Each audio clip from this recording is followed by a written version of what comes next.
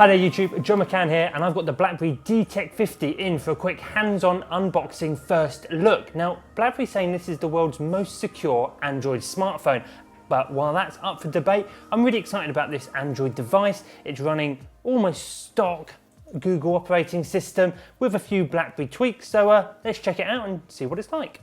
So, we're kicking off by a quick look at the box, a slightly embossed BlackBerry logo spread all across it, rather nice under finger, so let's just slide it open, and there we have it.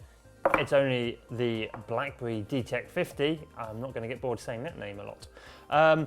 Taking it out of the box, and some of you eagle-eyed smartphone aficionados may realise that this does look a little bit familiar, and that's because it is actually an Alcatel Idol 4, which has been given a little bit of BlackBerry pizzazz on the back. It's got a rubberized, textured, bubbled effect on the back, which gives you a really nice, a lot of grip. Obviously it's plasticky though, so not the most premium feeling. There is a metal band around the edge though to give you that premium feel, but this isn't a BlackBerry designed phone. This is something that they picked off the shelf over at TCL, who make the Alcatel handsets, and it's just been given a bit of a tweaking to make it look a little bit different. But if you see it's familiar, there is a reason for that, because we've seen this design elsewhere. It's still very nice though. It's surprisingly lightweight, 135 grams, so it's not going to weigh you down too much. And this is actually the thinnest phone BlackBerry's ever made. It's 7.4 millimeters thick, so if you're worried about pocket bulge, then this one will slip nicely into your jeans and not, you know,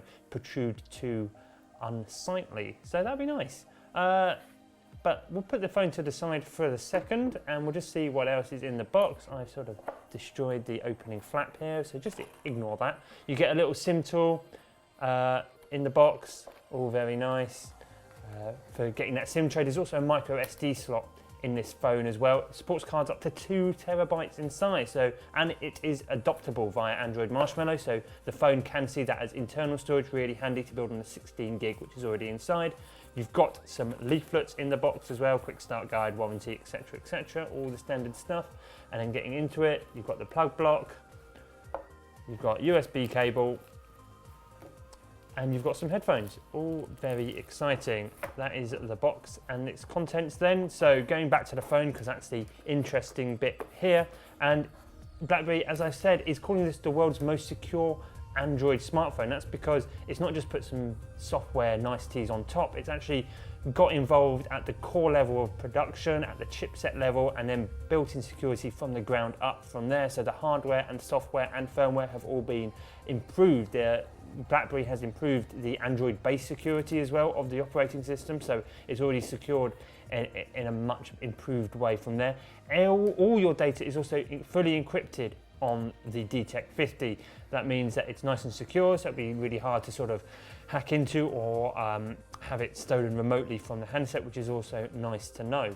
There is a nice key on the right though. It looks like it should be the power key. It's very reminiscent of the Sony Xperia power key, but actually this is what BlackBerry's calling the action key, a little programmable button which you can decide what you want to launch. You can launch apps, you can launch Google Now if you want to have a quick tool to get to dictation on your phone. There's various other tasks it can launch as well, just with a tap. So if there's something that you do a lot on your phone, that might be a nice little addition, but placement is a bit odd, and I keep reaching for it thinking it'll weight the screen, but actually I've got to reach up the top left, but I'll get used to that after a while. I think it's not too much of an issue. On screen, it's very much Android Marshmallow. BlackBerry hasn't done too much with the operating system.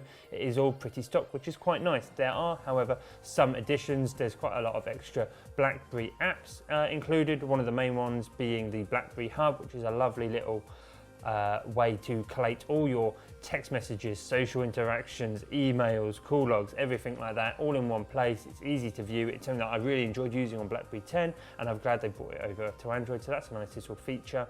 Another little thing in the interface is if you slide over an app with a few buttons, you can get like a pop-up view. It's almost like 3D touch style that you find on the iPhones.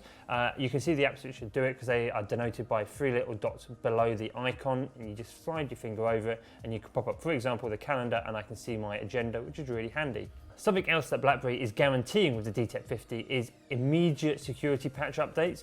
Google launches a security patch every month to fix sort of little weaknesses within the Android system, and while most manufacturers can get this out within the month it's launched, BlackBerry's guaranteeing same day when Google launches, which goes towards making this one of the most secure Android phones on the market. BlackBerry say it's the most secure Android phone.